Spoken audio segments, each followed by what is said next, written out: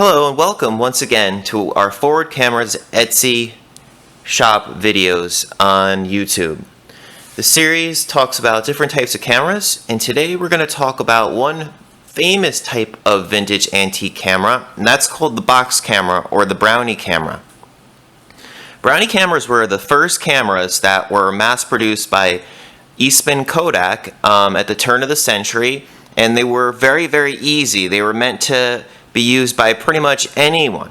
At the time, photography was hard, and so these types of cameras were made for pretty much anyone, friends, family, taking photos on vacation, so on and so forth. Now, we could still use these today. They use 120 film or 120 film with an adapter. They come in many different shapes and sizes. This one over here is from the 1930s. It originally took 616 film, and it produces a pretty large negative, as you can see. So you're going to get a nice wide negative on this one. This one over here takes 120 film, which is readily available. Both could use 120 film. This one might fit a little snug, but it will work quite well. This one, 120 film, medium format film, black and white or color for both. And they're incredibly easy to use.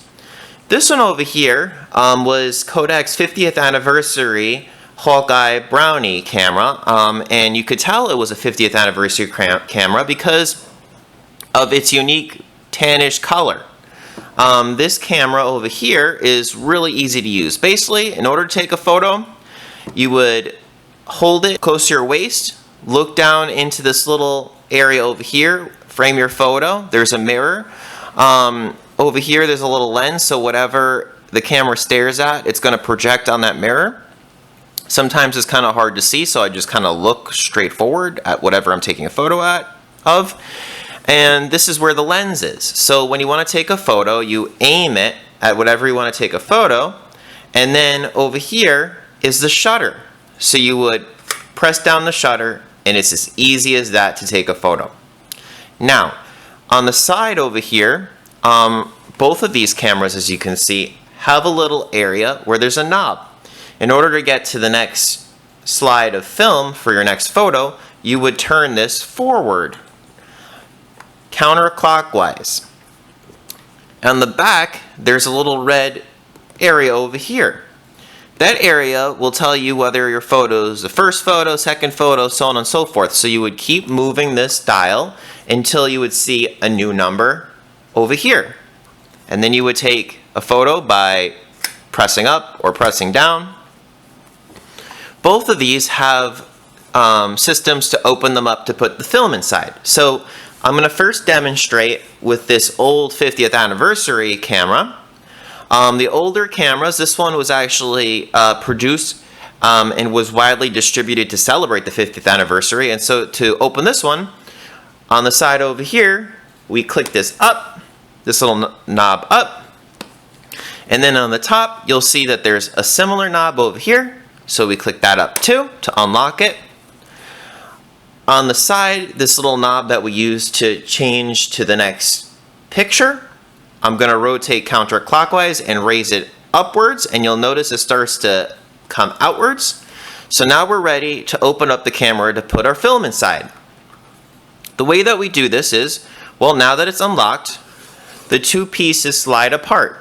And you'll notice this back piece over here is empty, so we're going to put that on the side.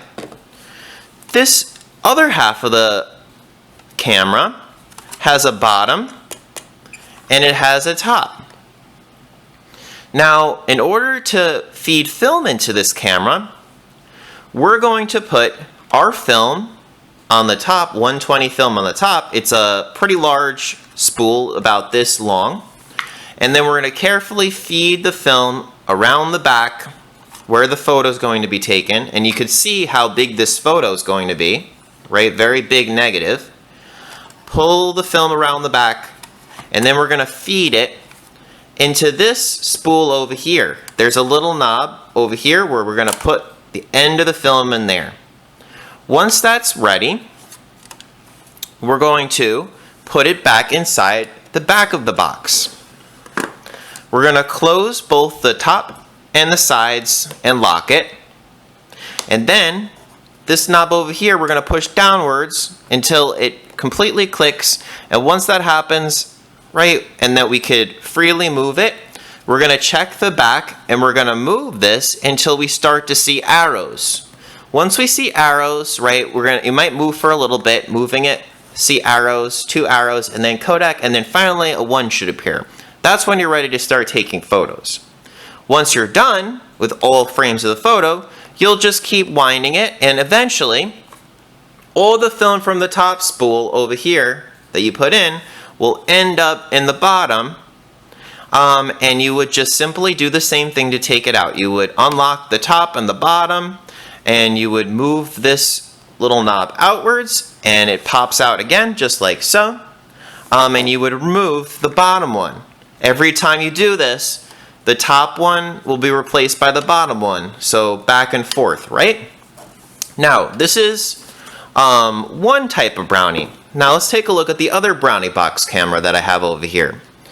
This one is a beautiful Art Deco camera, as you can see from the front of the camera. Very specific design from the 1930s into early 1940s, and a little bit sometimes towards the end of the 20s. Very pretty. And this one has bigger mirrors, so a little easier to see. So you could hold the camera like this. You could also hold the camera like this, so you could look through the top here, or holding it like this, you'll look through here to frame your photo. Again, this one has a little knob here that you would move forward to get to the next slide of film to take your photo. And you'll notice that the red box over here, right? Just like on this one, except opposite, right? See the little red box here and there? That will tell you your frame number, what photo you're on. These bigger ones, right, is you could, actually I'm going to compare them, right? The smaller Brownie camera over here, on the left side, the 50th anniversary, takes a smaller negative. The bigger one, notice that the back is bigger, and so the negative side is going to be a lot bigger. Now, to open up one of these, what we do is, there's a handle on the top. So we're going to take our finger and pull up on this little pin here. Then, again, just like we did, we're going to pull this out by turning it counterclockwise. And the front, as I hold this one up on the top, the front will pop right out like so. And you'll notice that this part's empty on the left-hand side, so we put that on the side. And we do the same steps that we did before with the smaller Brownie box camera. We would put our film on the top, feed it around the back, and there's a spool on the bottom. Feed the end of the film into the spool. Again, medium format 120 film.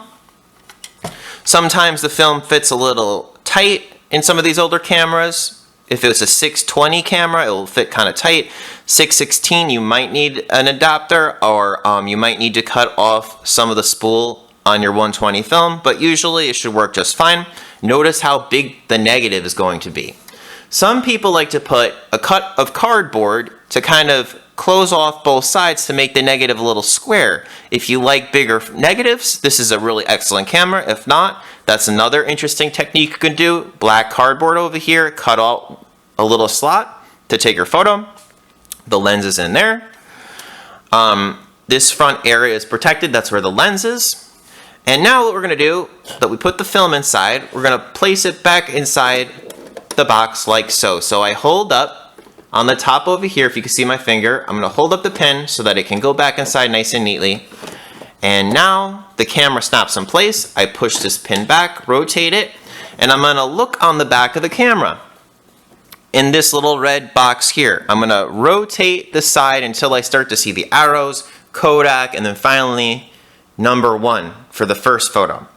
To take a photo with this particular model camera from the 30s, on the side over here, I would press down the lever to take a photo. Very easy.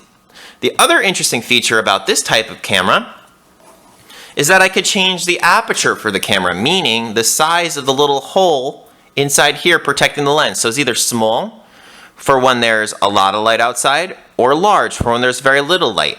Also, that changes something called the depth of field, what's in focus.